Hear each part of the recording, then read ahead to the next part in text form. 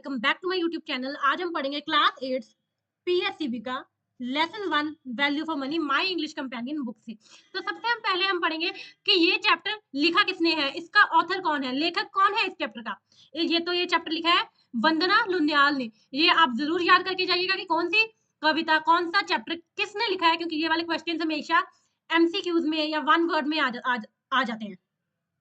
तो अब हम पहली एक्टिविटी करेंगे इस चैप्टर की, जो कि है वर्ड मीनिंग्स दिए हुए हैं डिक्शनरी के रेफरेंस से। तो हमने वो वर्ड्स क्या है, नाउन एडजेक्टिव, वो भी बताना है और उनका एक मीनिंग भी लिखना है। बहुत सारे बच्चे होते हैं पंजाबी में मतलब लिखाते हैं, लेकिन अगर आप इंग्लिश में लिखोगे तो आपको नंबर थोड़े ज्यादा मिल जाएंगे। प्रोसेसर, तो ये जो वर्ड प्रोसेसर है ये एक नाउन है। अभी इसका मीनिंग सेंटेंस देखते हैं और मीनिंग ही है the main chip of a computer that does the processing या स्पीड वर्क। कहते हैं कंप्यूटर की वो जरूरी चिप जो उसका काम की तेजी बढ़ाती है या सारे जरूरी काम वो करती है। इंट्रूग एक वर्ब है। To make someone very interested and curious, मतलब जो चीज किसी को बहुत ज्यादा खुद में दिलचस्पी देना उसे हम कहेंगे इंट्रूग। रिव्यू एक वर्ब भी है, एक नाउन भी है। कहते हैं अगर हम इसको एज अ वर्ब देखें तो to give an opinion after checking using, हम गूगल पे नहीं रिव्यू डालते, गूगल या अमेजोन पे, एक तो ये वो वाला रिव्यू है।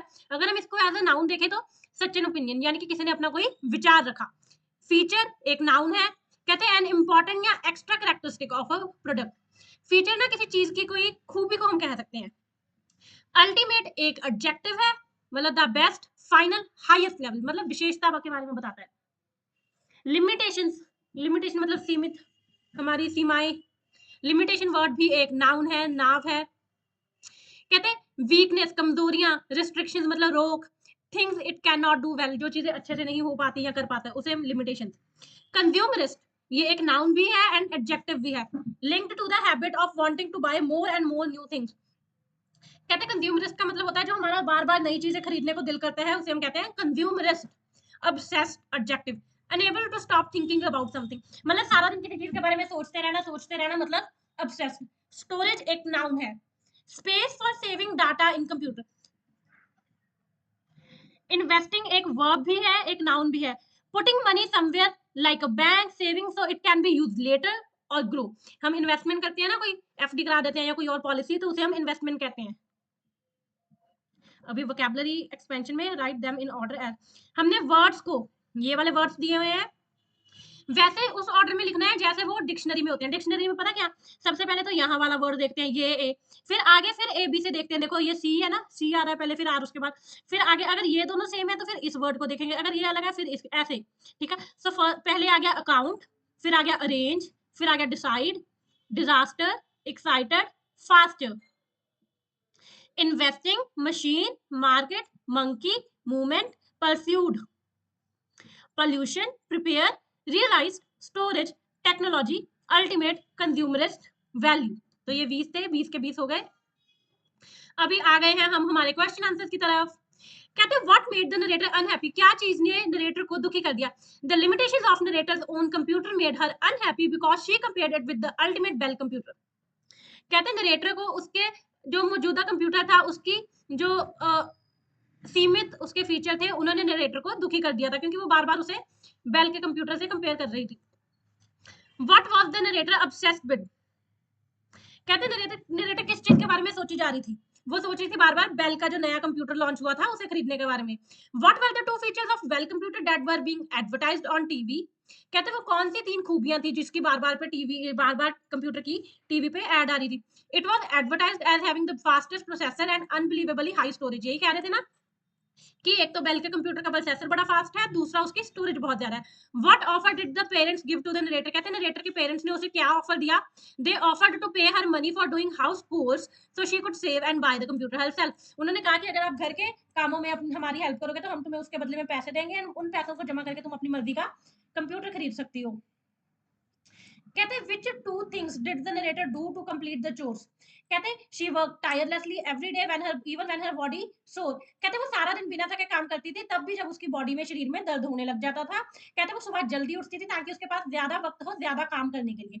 What happened when the narrator went to the store to order the computer she wanted, कहते हैं जब नरेटर अपना जो कंप्यूटर इतने वक्त से लेना चाहती थी, जब उसका ऑर्डर देने स्टोर पे गई तो क्या हुआ। The employee told her not to buy that model because a newer one was coming soon that was faster and had double the storage but it could cost more. कहते जब वो store पे गई ना अपने कंप्यूटर का order देने, तो उसे एम्प्लॉय ने कहा कि अभी ये कंप्यूटर मत लो, इसका एक नया मॉडल आ रहा है, उसका प्रोसेसर इससे भी फास्ट है एंड स्टोरेज इससे भी ज्यादा है, लेकिन उसकी कॉस्ट भी इससे ज्यादा है। Why did she decided against buying the computer she was obsessed with? कहते हैं नरेटर जो कंप्यूटर लेना चाहती थी, जिसके बारे में वो सारा दिन सोचती थी, उसने उस कंप्यूटर को ना खरीदने का फैसला क्यों किया? She realized technology changes quickly and she didn't want to spend her hard earned money on something something that would lose value soon. कहते हैं नरेटर को एक चीज की रियलाइजेशन हुई कि टेक्नोलॉजी तो चेंज होती रहेगी, वो भी बहुत जल्दी जल्दी, एंड वो अपने पैसे किसी ऐसी चीज पे खराब नहीं करना चाहती जो काफी जल्दी अपनी वैल्यू खो देगी, तो उसने कंप्यूटर को ना खरीदने का फैसला लिया। Why did the Bell employ advise the narrator to wait for few more days? कहते बेल स्टोर के एम्प्लॉय ने नरेटर को कुछ और दिन के लिए इंतजार करने के लिए क्यों कहा? क्योंकि एक नया मॉडल लॉन्च हो रहा था उनके कंप्यूटर का, जो और भी ज्यादा अच्छा था, ज्यादा स्टोरेज के साथ, फास्ट प्रोसेसर के साथ। ये एक्टिविटी 4 है। हमने इसमें आइडेंटिफाई करना है स्पीकर एंड लिसनर को, मतलब बताना है कि स्पीकर कौन है और लिसनर कौन है। स्पीकर होता है जो बोल रहा होता है एंड लिसनर होता है जो सुन रहा होता है। मैं एक बात बता दूं, हमारे पेज पे आपको मिलेंगे बोर्ड की क्लासेस के लिए नोट्स। देखिए हमारे पेज पे आपको मिलेंगे बोर्ड्स की क्लासेस के लिए नोट्स, 4 सब्जेक्ट में, SST, English, science and math के लिए सिर्फ 150 रुपीज में। आपने करना क्या है, आपने डिस्क्रिप्शन में दिए गए इंस्टाग्राम हैंडल पे हमें बस नोट्स कमेंट करना है, मैसेज करना है। तो क्योंकि एज वी ऑल नो इस बार जो एग्जाम आएंगे बोर्ड के, वो सिर्फ बैक एक्सरसाइजेस से नहीं बल्कि पूरे चैप्टर से आएंगे, तो हमारे नोट्स आपकी हेल्प करेंगे अच्छी तैयारी करने में। तो अब हम एक्टिविटी 4 की तरफ बढ़ते हैं। Oh you don't need to buy that one, मतलब ओ तुम्हें ये वाला खरीदने की जरूरत नहीं है। ये किसने कहा था? ये कहा था द बेल सेंटर के एम्प्लॉय ने। तो वो क्या हो गया? स्पीकर हो गया। एंड ये बात सुनी किसने थी? नरेटर ने। तो नरेटर क्या होगी? लिसनर होगी, the girl who came to order the computer. Please dad is there anything else you need help with? कहते पापा प्लीज आपको किसी और चीज में मदद की जरूरत है? ये बात किसने कही? नरेटर ने कही। तो वो क्या हो गई? स्पीकर हो गई। ये बात किसने सुनी? डैड ने सुनी। तो कौन हो गए? वो लिसनर हो गए, फादर। गिव मी मोर कोल, मुझे और काम दो। ये बात किसने कही थी? नरेटर ने कही थी अपने फादर को। तो वो क्या होगी? स्पीकर होगी। तो उसके फादर या पेरेंट्स क्या हो गए? लिसनर हो गए। वैसे उसने अपने फादर से ही कही थी ये बात। अभी ये भी हमने क्वेश्चन है, सुनने हैं। कहते सोचो एंड डिस्कस करो। कहते was it wise of the narrator to put her money in the savings account? Why or why not? And में हमने पढ़ा था ना चैप्टर, नरेटर ने अपने सारे पैसे सेविंग्स अकाउंट में जमा करा दिए थे। तो कहते क्या वो बात सही थी? हाँ जी, ये बात बिल्कुल सही थी, क्योंकि उसने अपनी मेहनत से कमाए हुए पैसों को बचा लिया, सेव कर लिया, एंड कोई सेव कर लिया कोई ऐसा प्रोडक्ट खरीदने की जगह जो बहुत जल्दी अपनी वैल्यू लूज कर जाएगा। तो हाँ, नरेटर ने सेविंग अकाउंट में पैसे जमा करा के बहुत अच्छी बात की। Would it be wiser to work for 2 more months to buy the new model? Why और वाई नॉट? हमने पढ़ा था ना, अगर नरेटर नया मॉडल लेती तो उसे 2 महीने और काम करना पड़ता घर का पैसे इकट्ठे करने के लिए। तो कहते क्या वो सही बात होती? कहते नो। कहते ये बिल्कुल सही बात नहीं होती। अगर नरेटर 2 और महीने पैसे इकट्ठे करती है वो और भी नया मॉडल लेने के लिए बिकम, क्योंकि कहता किसी ना किसी दिन उस मॉडल ने भी पुराना होना ही था। तो ये साइकिल लूप चलता जाना था, जब वो नया लेती फिर वो भी पुराना हो जाता है, एंड ऐसे वो ऑब्सेशन उसका खत्म नहीं होता। Is it advisable for a 14-year-old to overwork like the narrator did? Why and why not? कहते क्या ये सही बात है जैसे नरेटर ने 14 साल की उम्र में घर के इतने सारे काम किए? कहते सही बात है। कहते नहीं, no it is not advisable because the narrator worked until her body was sore and kept pushing herself for more goals which can harm health and balance in life. कहते ये बात बिल्कुल भी सही नहीं है जैसे नरेटर ने इस लेसन में अपना शरीर दुखने तक बहुत ज्यादा काम किए घर के, क्योंकि एक तो उससे सेहत खराब होगी एंड दूसरा लाइफ का बैलेंस बिगड़ेगा, मतलब पढ़ाई पे असर पड़ेगा, सेहत पे असर पड़ेगा। तो नो, कभी भी ओवरवर्क नहीं करना। अभी हमने टाइप्स ऑफ सेंटेंसेस बताने हैं। ही प्लेज फुटबॉल एक असर्टिव सेंटेंस है। She does not live here assertive sentence है। Please help me imperative sentence है। May you grow wiser optative sentence है। Do you play interrogative sentence है। How brave he is exclamatory sentence है। Always speak the truth imperative sentence है। Who does not love his country interrogative sentence है। How ugly the camel is exclamatory. Does he come here daily? Interrogative. Leave this place? Imperative. May you live long? Optative. Has he come here? Interrogative है. May you succeed? Optative है. The earth moves round the sun? Assertive है. I wish you were rich? Optative है. Where is your pen? Interrogative है. I wish I were a king? Optative है. What a pity you missed your chance. Again exclamatory.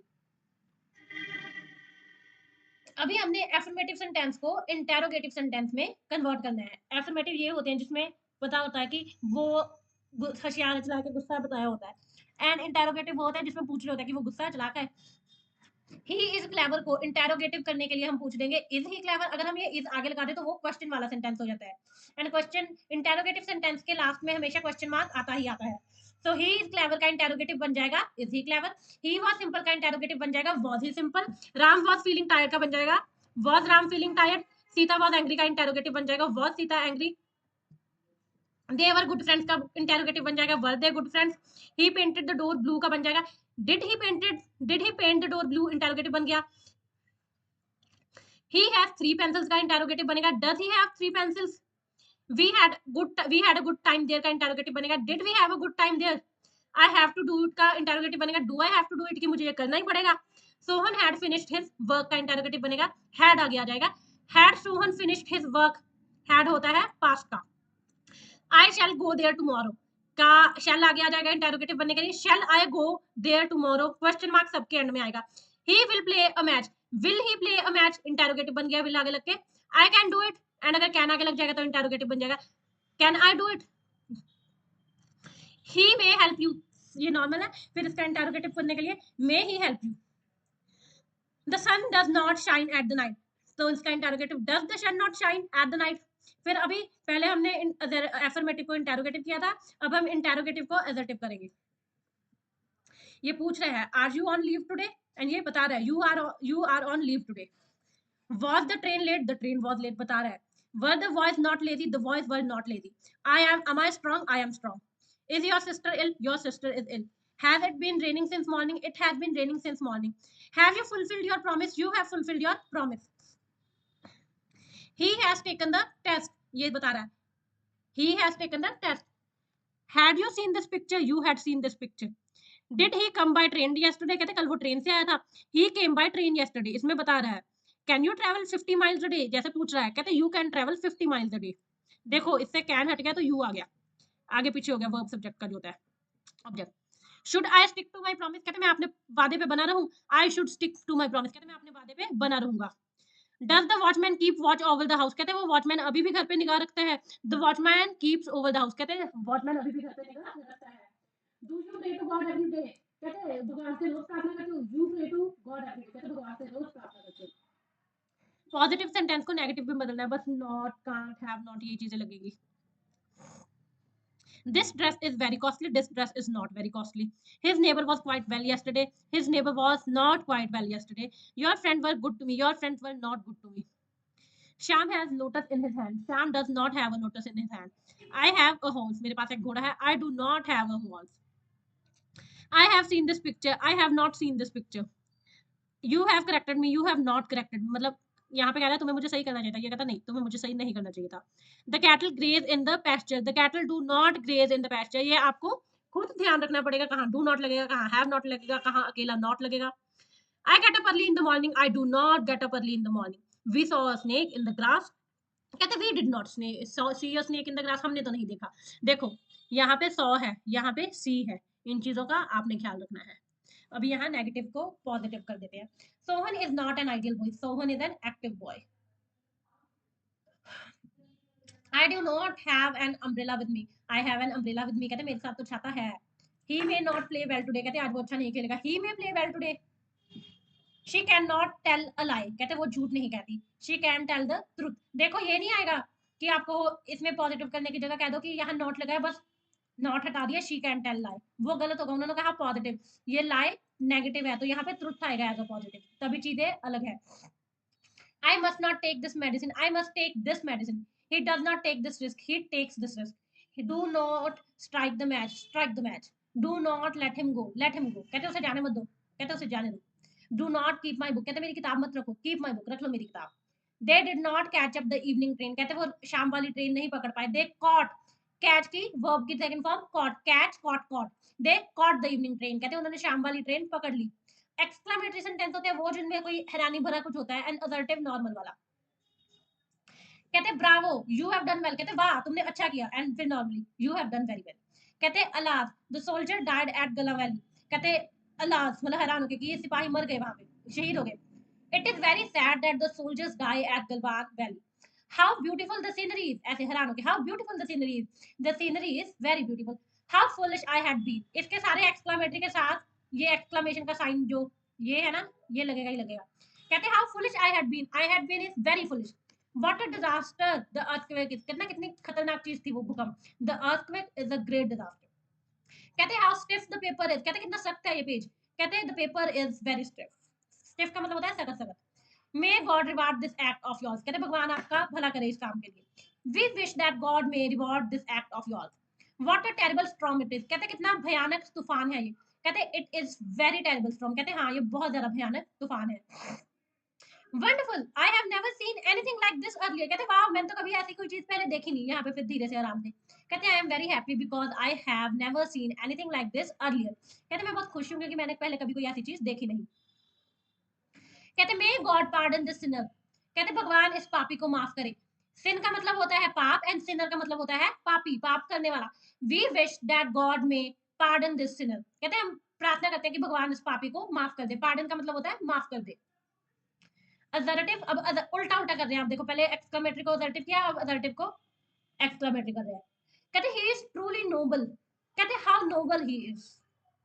This is indeed a great pleasure, कहते what a great pleasure it is. It is very kind of you to help him like that. How kind of you to help him like that. I wish I was young again, कहते काश मैं दोबारा जवान हो जाता। Alas I wish I was young again. Wait, मेरे PC की battery खत्म हो गई है। ओके सो हमने यहाँ तक। कहते it is very wonderful opportunity, कहते काफी अच्छा मौका है। कहते वाह what a wonderful opportunity it is. It is a bitterly cold morning, कहते बहुत ज्यादा ठंड है आज। How bitterly cold morning is. It was an extremely how it was an extremely delightful party, कहते बहुत अच्छी पार्टी है। What an extremely delightful party it was. She danced very beautifully, कहते how beautifully she danced. I wish I had never met you, कहते काश मैं तुमसे कभी मिला ही ना होता। ऐसी चीजों के आगे अल्लाह जरूर लगाना एक्सक्लेमेशन के साथ, जैसे वो जवान वाले पे लगा था ना, काश मैं दोबारा जवान हो जाऊं, वैसे यहाँ कहते alas I wish I had never met you, कि काश मैं तुमसे कभी मिला ही ना होता, या भगवान करे काश मैं तुमसे कभी मिला ही नहीं होता। कहते it is stupid of me to forgot your name, कहते कितनी पागल नलायकों वाली बात है मेरी कि मैं तुम्हारा नाम भूल गया। How stupid of me to forgot your name. अभी learning to listen this activity, अभी हम ये करते हैं। इसमें कुछ नहीं, नॉर्मल कॉन्वर्सेशन है शॉपकीपर एंड कस्टमर के बीच में। ये आपने भी करनी है, shopkeeper shop owner. How may I help you, जब हमने किसी से पूछना होता है कि मैं आपकी कैसे मदद कर सकता हूँ, तो कस्टमर कहता है I need to buy some biscuits. Biscuits होती है इस वर्ड की सही pronunciation, I need to buy some biscuits and ice cream. Shopkeeper which biscuits do you want, कहते कौन से बिस्किट्स चाहिए आपको। Customer I want good cream biscuits, which ones do you have, कहते मुझे क्रीम वाले बिस्किट्स चाहिए, आपके पास कौन से हैं। Shop owner I have little magic biscuits, कहते आई हैव लिटिल, मेरे पास लिटिल मैजिक बिस्किट्स हैं। देखो वो अभी बात हो रही है ना प्रेजेंट में, तो हैव लगा है। कस्टमर कहता है little magic, never heard of them, कहते मैंने तो कभी सुना नहीं। देखो ये इंटेरोगेटिव एंड ये एक्सक्लेमेटरी सेंटेंस आ गया। Shop owner oh they are chocolate biscuits with vanilla and strawberry cream, कहते हैं ये तो चॉकलेट वाले बिस्कुट है वनीला एंड स्ट्रॉबेरी क्रीम के साथ। कस्टमर कहता है that sounds interesting, I think I will buy some, कहते सुनने में तो अच्छा लग रहा है, मैं शायद खरीदूंगा। Shop owner how many packets would you like, कहते कितने पैकेट्स खरीदोगे आप। How many packets would you like, please give me 2 packets, वो कहते बस 2 ही चाहिए। Shop owner sure do you want vanilla और स्ट्रॉबेरी क्रीम, कहते आपको वनीला वाले चाहिए या स्ट्रॉबेरी वाले चाहिए, वो कहते strawberry cream please. Shop owner anything else का मतलब है कुछ और चाहिए या कोई और सेवा मैं आपकी कर सकता हूँ। Customer yes I also need ice cream, कहते मुझे एक आइसक्रीम भी चाहिए। शॉप ओनर कहता विच फ्लेवर वुड यू लाइक, कहते कौन सा फ्लेवर आप पसंद करेंगे। तो कस्टमर कहता चॉकलेट आइसक्रीम आइसक्रीम प्लीज। तो शॉप ओनर कहता 1 कप और अ फैमिली पैक, कहते छोटा कप चाहिए या पूरा फैमिली पैक सबके लिए जो बड़ा होता है वो। एंड कस्टमर कहता 1 कप इज इनफ, इनफ का मतलब होता है काफी है, कहते 1 cup is enough. How much is it, how much is it का यहाँ पे मतलब बनता है कि कितने पैसे हुए। अगर हमने कहीं भी इंग्लिश में पूछना है कि कितने पैसे हुए तो आप पूछ सकते हो how much is it. Shop owner कहता here is your bill, customer कहता थैंक यू। शॉप ओनर कहता you are welcome please visit again, कहते आपका भी कस्टमर कहता धन्यवाद, वो कहता मेरा तो चलो ये फर्स्ट था, दोबारा जरूर आना दुकान पे। अब ये क्या है setting characters problem solution, choose any story from the book example value of money. तो हमने बस इसके ये बताना है कि सेटिंग क्या थी, करेक्टर कौन कौन से थे, एंड उस चैप्टर में कहानी में प्रॉब्लम क्या थी एंड उसका हल क्या निकला। तो हम ये अपना जो चैप्टर पढ़ा ये लेते हैं। नाम है वैल्यू ऑफ मनी, तो सेटिंग क्या है, नरेटर के घर में ये सारी कहानी हो रही है जब उसको गर्मियों की छुट्टियां पड़ी हुई हैं एंड बाद में वो बेल के शोरूम में गई थी, बाद में सब कुछ वहाँ हुआ। देखो, सब कुछ गर्मियों की छुट्टियाँ पड़ी हुई हैं, तो सब कुछ उसके घर में हो रहा है कि जब उसका दिल कर रहा है, कंप्यूटर खरीदना है, वो घर के काम कर रही है, मम्मी-पापा की हेल्प कर रही है, वो सब घर में हो रहा है। एंड बाद में जब स्टोर में कंप्यूटर लेने गई, तब उसका मन बदल गया कि अब नहीं लेना, तो 2 सेटिंग है, नरेटर का घर समर की छुट्टियों के दौरान एंड बाद में बेल कंप्यूटर का सेंटर। कैरेक्टर क्या है? नरेटर है, उसके पेरेंट्स हैं एंड बेल सेंटर का एम्प्लॉई है। पेरेंट्स में भी उसके डैड ही ज्यादा मेंशन्ड है, फादर। कहते प्रॉब्लम क्या थी? प्रॉब्लम ये थी कि जो नरेटर थी, उसे नया बेल का कंप्यूटर चाहिए था क्योंकि वो अपने पुराने कंप्यूटर से दुखी थी एंड उसके पेरेंट्स ने उससे नया दिलाने से मना कर दिया था। The narrator wants a new bell computer and feels unhappy with her current one मतलब जो आज की तारीख में उसके पास था, and parents refuse to buy it. तो हल क्या निकला? उसने पैसे कमाए एंड लेकिन एंड में उसने फैसला किया कि वो नहीं लेगी क्योंकि कंप्यूटर तो नई नई टेक्नोलॉजी आती रहती है, एंड उसने अपने पैसे सेविंग्स अकाउंट में जमा करा दिए। ये हल निकला। सो एक्टिविटी 16 है, हमने कोई रियल लाइफ इंसिडेंट लिखना है एक कहानी के जैसे, मतलब कोई रियल लाइफ घटना एज अ कहानी। तो ये मैंने अपनी तरफ से लिखी है, आप कुछ भी लिख सकते हैं। इसकी सेटिंग एक घर में है, जैसे नरेटर की है, घर में है और गर्मी की छुट्टियों के दौरान है। करेक्टर है मैं, मेरी मदर एंड मेरे फादर। एंड प्रॉब्लम है कि मैंने एक नया पेयर ऑफ शूज खरीदना है, बट मेरे पेरेंट्स मान नहीं रहे, but my parents wanted me to understand the value of money. तो पेरेंट्स मुझे कहते हैं नहीं, आप पैसे की कीमत समझो। तो सॉल्यूशन ये निकला, they offered me money for helping at home and I saved it slowly. तो मेरे पेरेंट्स ने वैसे ही, जैसे नरेटर के पेरेंट्स ने उन्हें ऑफर किया था कि घर के काम करो, उसके बदले में हम तुम्हें कुछ पैसे देंगे, वैसे ही मेरे पेरेंट्स ने भी मुझे ऑफर किया। तो ये स्टोरी देखो। During my summer holidays, I wanted to buy new shoes even though my old shoes were still usable. कहते हैं मेरी गर्मियों की छुट्टियों के दौरान मैं नए शूज खरीदना चाहती थी, वो भी तब जब मेरे पुराने शूज एकदम सही थे।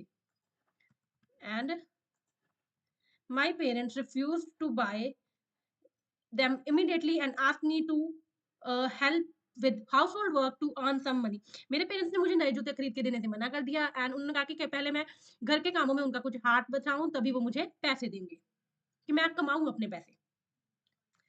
Every day I clean my room, arrange books and help in the kitchen. कहते मैं रोज अपना कमरा खुद साफ करती थी, अपनी बुक्स एकदम टिका के रखती थी, किचन में हेल्प करती थी, ताकि मैं ज्यादा से ज्यादा पैसे सेव कर पाऊँ, कमा पाऊँ, बचा पाऊँ। आफ्टर सम वीक्स, कहते कुछ हफ्तों बाद, आई हैड इनफ मनी, मेरे पास काफी पैसे थे, बट आई रियलाइज, मैंने रियलाइज किया, I did not need expensive shoes at that moment. कहते लेकिन फिर मुझे रियलाइज हुआ कि उस वक्त में तो मुझे वो इतने महंगे जूते चाहिए ही नहीं थे। So I decided to save the money for something more important later. तो मैंने वो पैसा भविष्य के लिए संभाल कर रख लिया। And I learn the value of money, and ऐसे मुझे पैसे की कीमत पता लगी। एक्टिविटी 17 है कि मान लो आपके पेरेंट्स ने आपको पैसे ऑफर किए। My parents offered me money if I helped them during the holidays by washing dishes and keeping my study table clean every day. मेरे पेरेंट्स ने मुझसे कहा कि वो मुझे पैसे देंगे अगर मैं गर्मियों की छुट्टियों के दौरान एक तो बर्तन धोने में उनकी हेल्प करूं, दूसरा अपना स्टडी टेबल, पढ़ने वाला टेबल साफ सुथरा रखूं।